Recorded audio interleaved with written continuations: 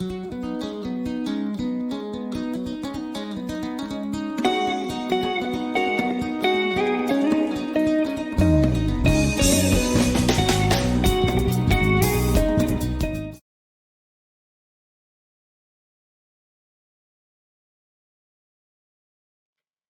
let us look at the causes. The causes are, there we are looking at the factors that contributed to the revolution. Now here we are looking at the causes, the real causes now of the French Revolution. Number one, influence of Enlightenment thinkers.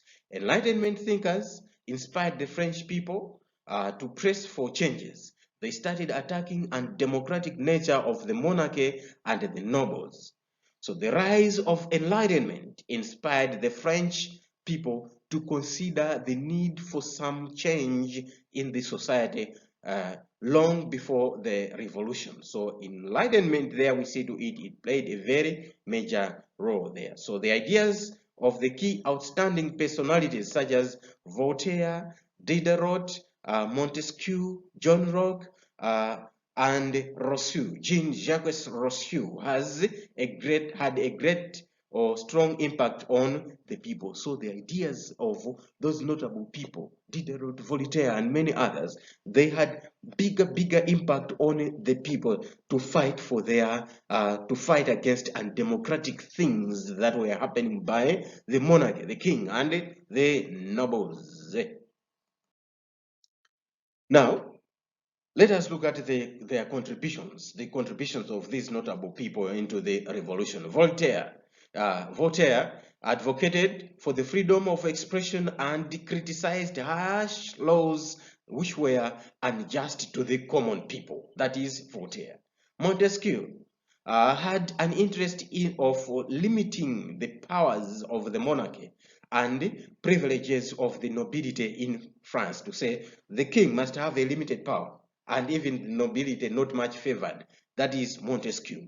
Rousseau advocated for the rule by the people, that's direct democracy. So Rousseau said, no, there must be a rule that is chosen by the people, democracy. And John Locke, he wrote a book named The Two Treatises of the Government, and in which he criticized the doctrine of the divine and absolute right of the monarchy. He advocated to say, no, the king is not divine. The king should not have total power, total authority. John Locke advocated that one. Number two, the cause number two of the French Revolution was the problems with the state finances. That is, they accumulated huge debts. A moment before revolution, in 1789, France was in economic chaos as it had accumulated huge debts. This was due to a number of reasons. So France had accumulated debts for a number of reasons. What were these reasons? Number one, French involvement in the 7 Years' War left government with a deficit. So during the 7 Years' War with Britain, where they lost that land of Gori in Senegal, that one, they accumulated the land into deficit. And also the French involvement in the Americas War, War of Independence. We already said that France was involved, assisted America to get independence from Britain. So that one again contributed to deplete the money of the government. And the king's wasteful expenditure on luxuries. So we have also said that the king adversaries, where they were staying, they were living in a luxurious life, So that one depleted the resources of the government. And also the government obtained huge loans from private sources at high interest rates. So King Louis, number 16, tried to impose uniform tax. The nobles successfully defended their privileges. So the Controller General of the Finances, Jacques Necker, skillfully created the impression that the economy was still healthy. So what happened that when the country now was in chaos, in deficit, in money problem, then what happened that the king said, all right, now Okay, we have seen that the peasants, the common people, they are suffering a lot. They pay a lot of taxes. So we have the uniform tax. The nobles or whoever is going to pay the taxes as any other. So the nobles, they said, no, we have a privilege. We have a privilege to only a certain amount of tax. Number three was the influence of England. Most of the writings of the philosophers were drawn from their impressions of England. So thinkers like Voltaire and Montesquieu developed ideas of a good state on the basis of England. So England was a model to the French people as they copied a lot from England. So this can be also reflected in a number of points. Number one, English newspapers circulated among the educated French citizens. So they were copying the life of England. And the English political club was reproduced in Paris after being set up on English lines. And also the French bourgeoisie also copied the English dress and manners, while the noblemen also wore the English fashion in the end. All these And in the end, all these influences were causing the spread of discontent and free thought in France. So because they were adopting much of what was happening in England, therefore it was like going away from what was happening in France. In such a way, the influence of England had an impact on revolution. Number four, or cause number four, was the example of American Revolution. So the French sent a navy and troops to assist the Americans against their colonial masters, that is the British.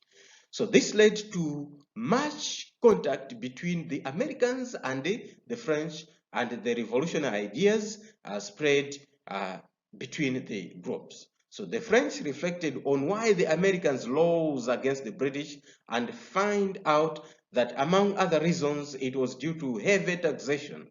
So the French were also heavily taxed by their government. So when they interacted there, they found out that, oh, the Americans rose against the British because of the issues of taxation.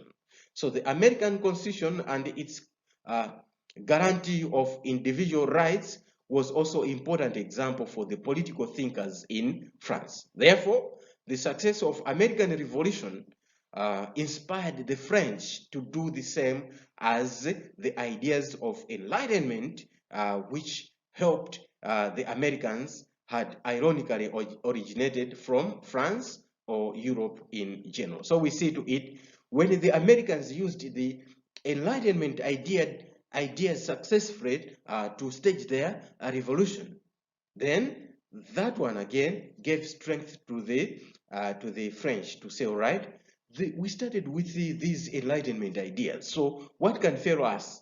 Because using the same Enlightenment ideas, our friends, the Americans, they have successfully managed to be independent. They have managed their revolution. Let us all do the same. So they copied from the American Revolution. Cause number five of the French Revolution was the resentment of the royal absolutism. So France in 1789 was an absolute monarchy where all power rested in the hands of the king over his subjects. So the king was above the law and could throw people in prison without trial. So the government was not ready for political reforms which were taking place in other parts of Europe, especially Britain. So the commoners were not happy with the poor system of taxation, poor judicial system, unfair trade tariffs, but there are neither national or provincial assemblies to which people's affairs could be could be discussed. So people were not happy. However, there was not even the assemblies that the people they could discuss their grievances, because all the powers they were rested, they were in the hands of the king. So this made people to absorb ideas of equality and freedom of the individual, brought about by the writers of the Enlightenment period. So it showed to say the individuals, they had no, or the poor people, they had nowhere to present their grievances. So they adopted the individual rights ideas to say, oh, I have a right, you have a right, he has a right. In such a way, it was the beginning of the revolution, when each and everyone says, I am independent, I have my own, I can do my own things, I can do my own things, I can do my own things, like that. Then that is a revolution. Another cause was the social rivalry between the two rising groups, the aristocracy, that is the nobility, and the bourgeoisie, that is the middle class. So both the nobility and the bourgeoisie, they were against the monarchy, but also there were frictions between the two groups. So much as they had the common enemy, themselves again, they were not united. So since the nobility enjoyed the privileges, they were determined to do anything to prevent the rise of the middle class, that is the bourgeoisie in the French society. Similarly, the middle class had to remove or reduce the privileges of the nobility by gaining control within the government. So it was like a friction there, a competition between the nobility and the bourgeoisie. The bourgeoisie wanted to gain at least a privileges in the government so that they reduce the powers of the nobility. So a revolution was therefore a fight for equality and recognition by the bourgeoisie, and finally they had to overthrow the monarchy. So the bourgeoisie, they fought hard. They fought hard in order to get some voice in the political authority. Remember the bourgeoisie, the people who were in the bourgeoisie, the industrialists, the business people, the merchants, the workers, and many others, they were there. So they fought hard until they overthrew the monarchy. Economic hardships was another cause of the French Revolution. So there were a lot of challenges in the years before 1789. So the cost of a better lifestyle was too high with the rise in prices of basic necessities such as bread. People were heavily taxed as well. So the agrarian crisis of 1788 and 1789 worsened the things in France. So the drought in 1788 ruined the harvest. It ruined the harvest, which led to the rise of the prices of maize, bread, and other foodstuffs, bringing about the widespread of starvation. So there was drought in 1788. That's why we are saying agrarian crisis, agricultural crisis, 1788, 1789. Therefore, things went high. Maize, bread, and other foodstuffs, they went high, and there was starvation. So there also followed a severe winter in 1789, which froze all rivers and ports in the country. So people started attacking those suspected of having stores of grain. So peasants took advantage and started to attack the privileged landlords to get hold of food supplies. So we see to it when there was that drought, and later on there was winter, it freezed all everywhere. There were the ices everywhere, the rivers and the like. They became the ices, and there was nothing to eat. Then they started to attack those who had. Now here we are starting a journey of looking at the events, the developments now of the French revolutions, major developments in the French Revolution. Number one, there was a meeting, the meeting of the Estates General. the French legislature, like the meeting of the parliament.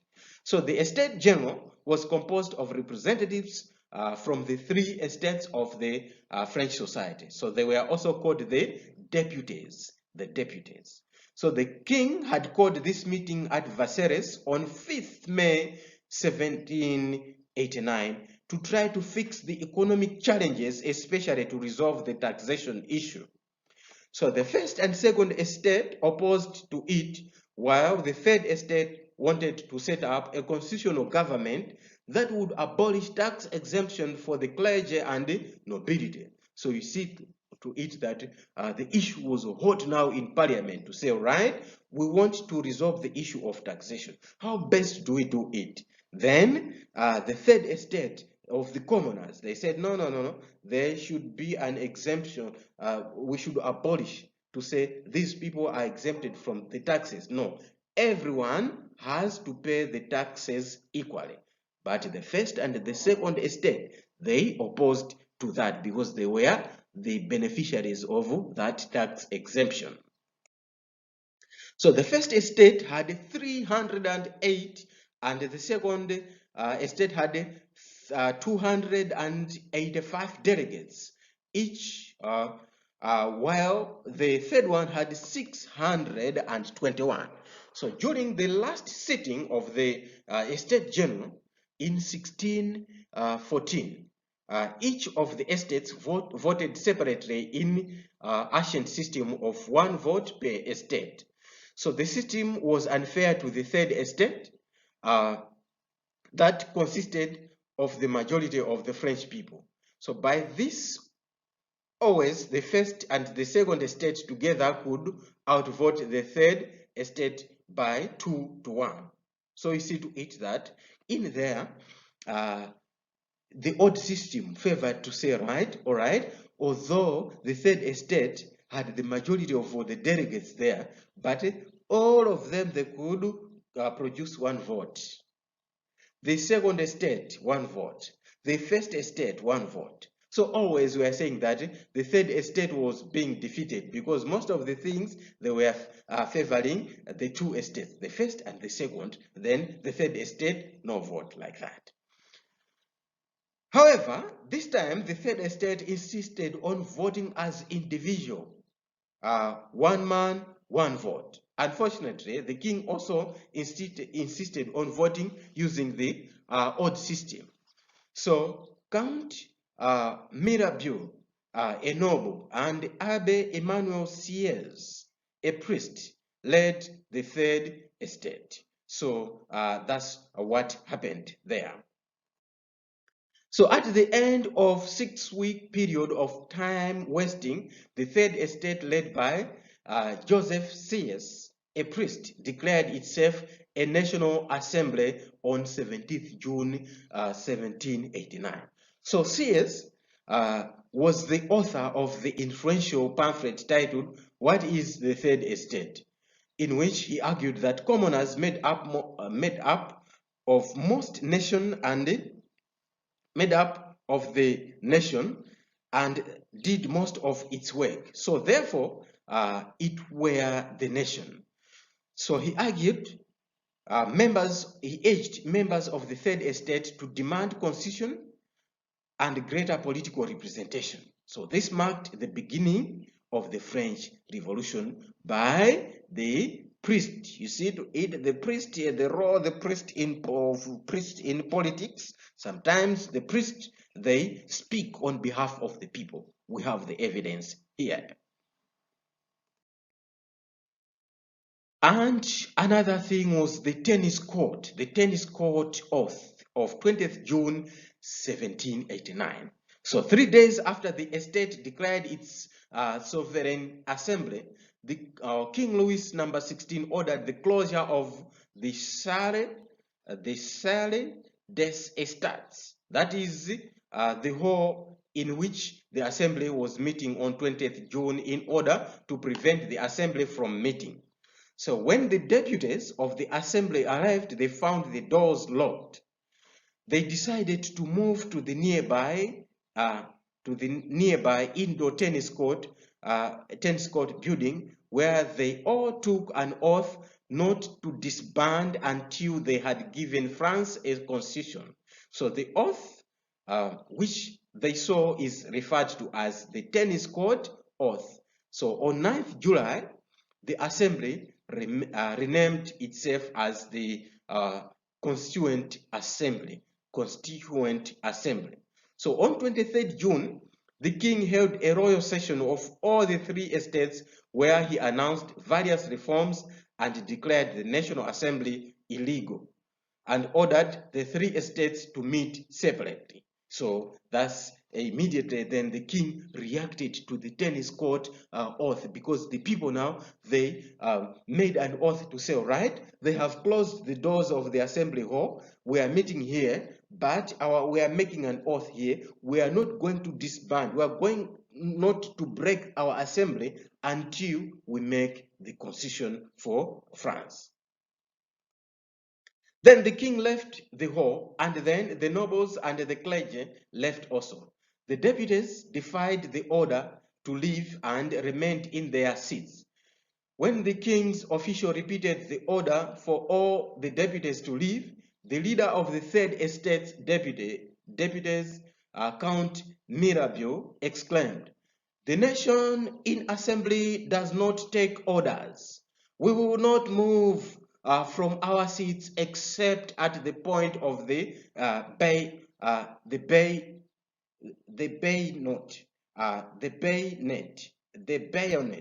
bayonet.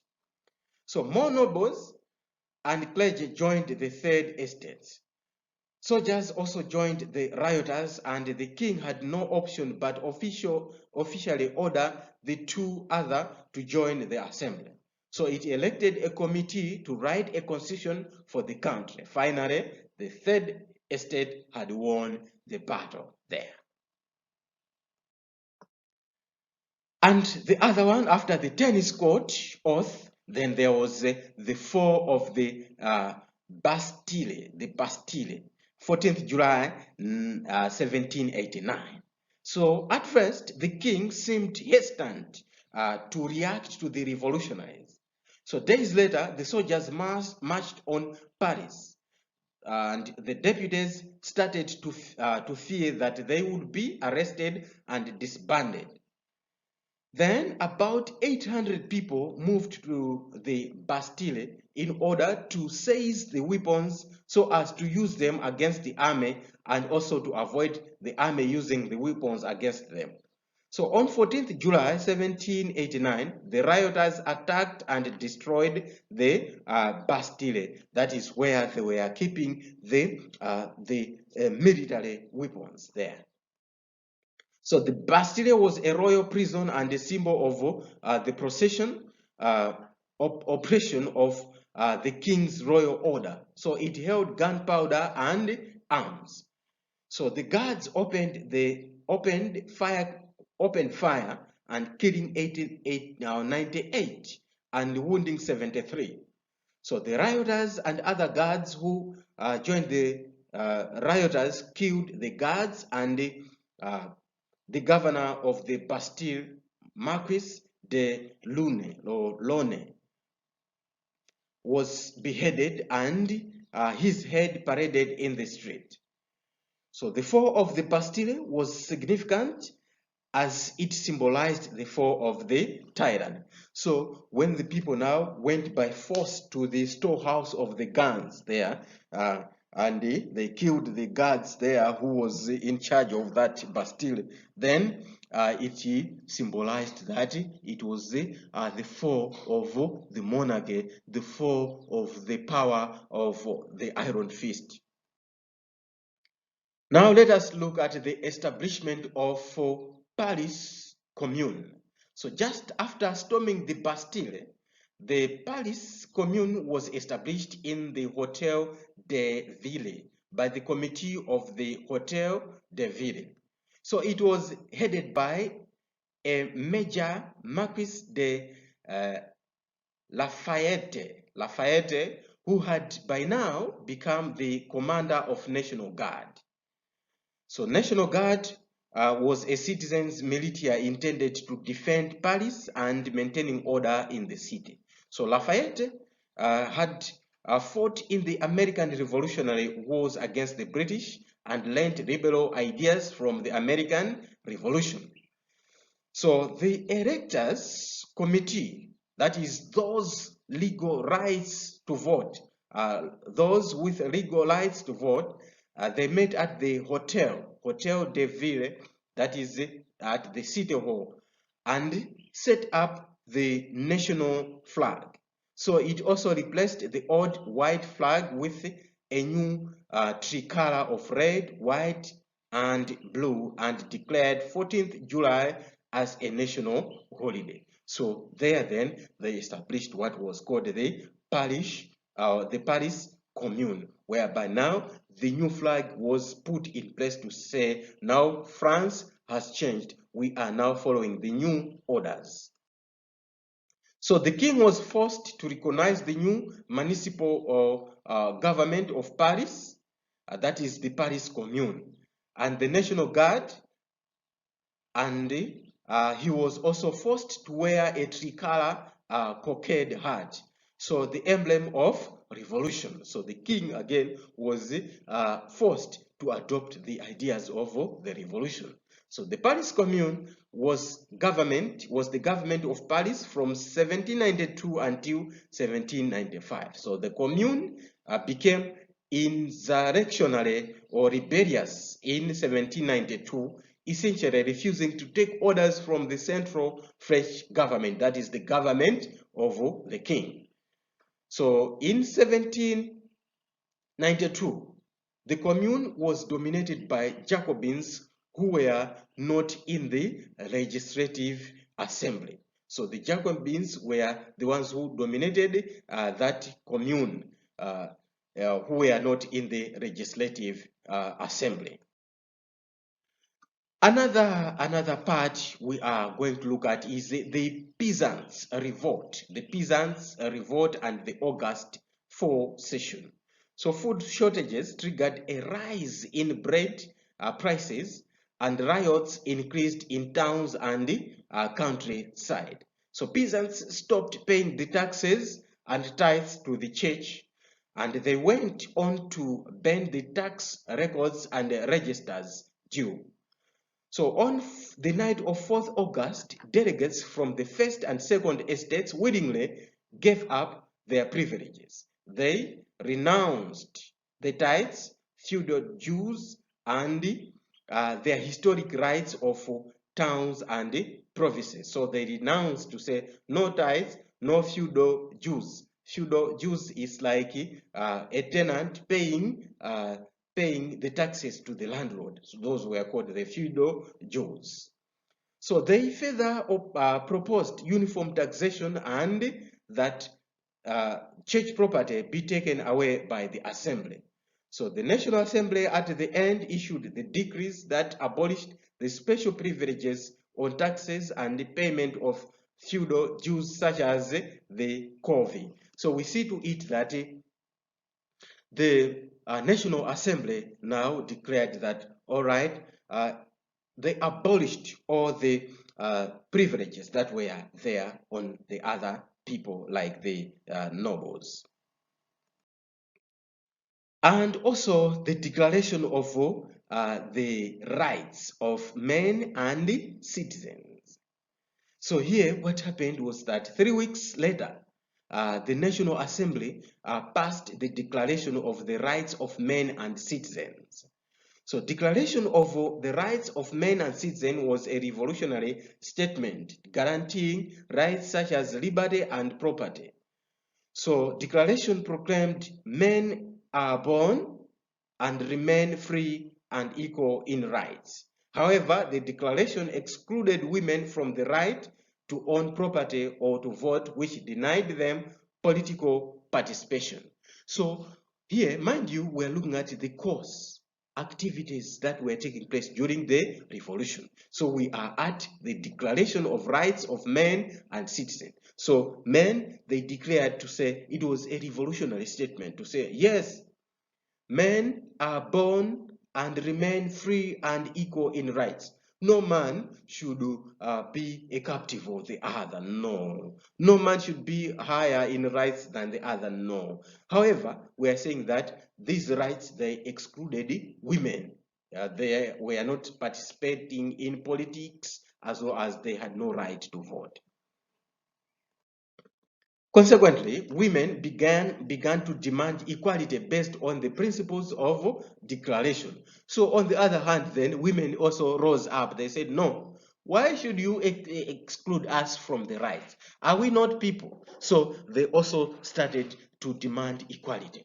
So they wrote petitions. That is, a petition is a formal written request, typically one signed by many people appealing to the authority in respect of their particular cause. So that is a petition, a formal written request signed by many. So number two, they also published tracts. A tract is a short piece of writing on political and religious subjects that is intended to influence other people's opinions. So they published those tracts and they were distributing. And also they organized political clubs to demand full participation in voting as well as in politics. That is, women, they also rose up. So in 1791, Olympe de Gorges, a Paris-based woman writer, was a woman writer, published her Declaration of Rights of Women. So she proclaimed that a woman is born free and lives equal to men in her rights. So that writer also published that book demanding the rights or expressing the rights of women. Another cause of that is in the activity, in the course of the revolution was or activity of the revolution was the Declaration of Rights of Man, approved by the National Assembly of France in August 26, 1789.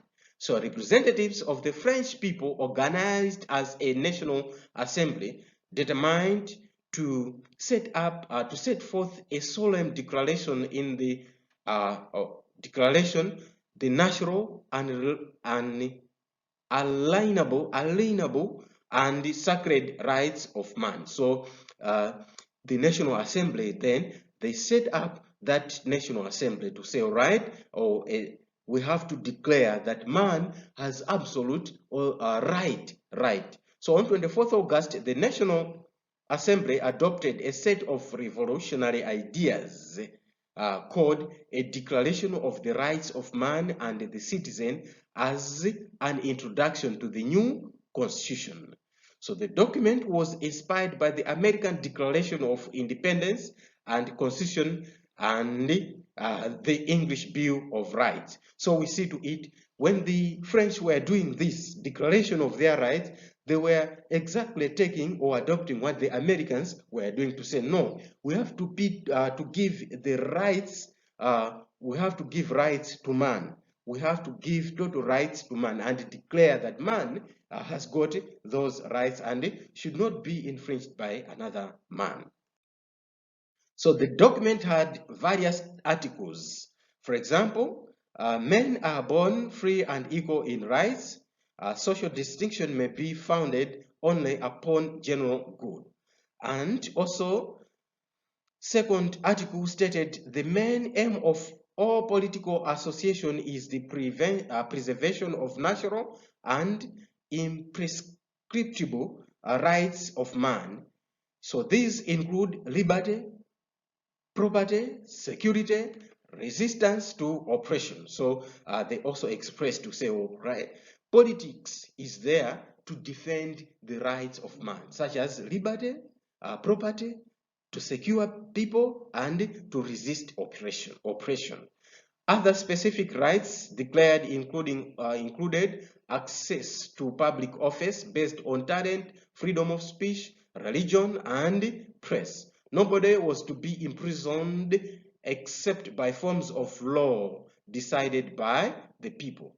They also removed a tax-free status for the nobles. So they stipulated what is supposed to be done in a government. So they said, no, no man should just be put in prison without any charge. That is according to the law. So they rejected all those oppressions.